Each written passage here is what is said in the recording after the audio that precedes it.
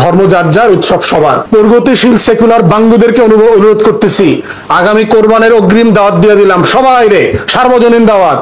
সকালে ঈদের নামাজ পড়া গরু কোরবানিতে সামিল হইবা, বিকালে সবার সাথে গরু গোশত খাইতে হইব আমগর।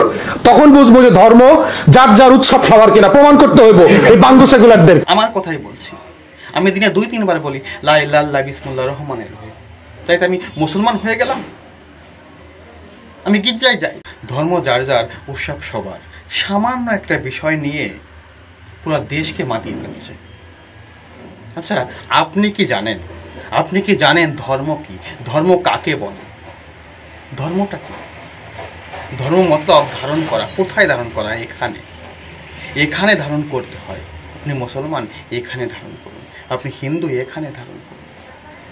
এই ধর্মকে নিয়ে হাঙ্গামা করবেন না, ধর্মকে নিয়ে রাজনীতি করবেন না। বুঝতে পেরেছেন? আপনাকে মনে হচ্ছে শিক্ষিত মানুষ, কিন্তু শিক্ষার কোনো কথা তো আপনি বলছেন না। আপনার সামনে যে তরমুজ রাখা আছে না, এ বিষয়ে কথা বলুন। এতে ফরমালিন দেওয়া আছে, জানেন?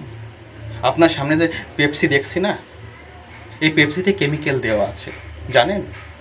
এ বিষয়ে কথা বলুন, মানুষকে সজাগ করুন। ধর্মকে নিয়ে কেন কথা বলছেন?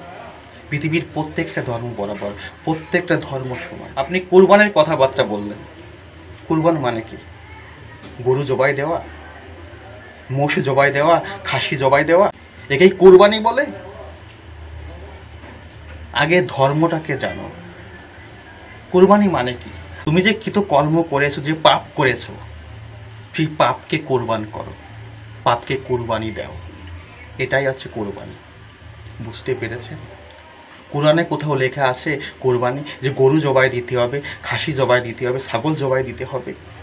হ্যাঁ, কী সব কথাবার্তা বলছেন? আমার কথাই বলছি।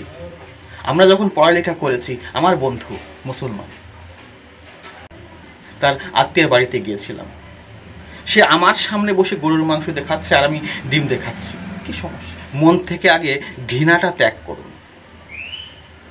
কে কোথায় বলল ধর্ম যার যার, উৎসব সবার?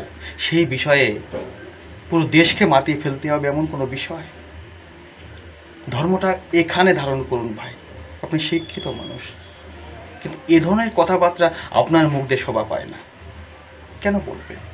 আপনি নিজেকে মুসলমান দাবি করছেন, আপনি মুসলমান হয়ে জন্মগ্রহণ করেছেন, আপনি মুসলমান মায়ের গর্ভে জন্মগ্রহণ করেছেন, তাই মুসলমান। আমি হিন্দু মায়ের গর্ভে জন্মগ্রহণ করেছি, তাই আমি হিন্দু। এটাই তো মানুষের পরিচয়। কেন ভাগ করছেন ভাই? মানুষের মধ্যে ভাগ করবেন না। আমরা সকলেই বরাবর, সকলেই সমান। আমার কথাই বলছি। আমি দিনে 2-3 বার বলি লা ইলাহা ইল্লাল্লাহ বিসমিল্লাহির রহমানির রহিম, তাই তো আমি মুসলমান হয়ে গেলাম? আমি গির্জায় যাই, আমি বত্তিসমা নিয়েছি, তাই তো আমি খ্রিস্টান হয়ে গেছি?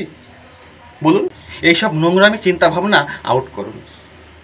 মানুষের পাশে থাকুন, মানুষকে ভালোবাসুন। এটাই মানুষের ধর্ম। কিছুই একটা হলে ধর্মকে নিয়ে কথা বলতে হবে কেন? এখান দিয়ে একটু চিন্তা করুন, কেন কথা বলবেন?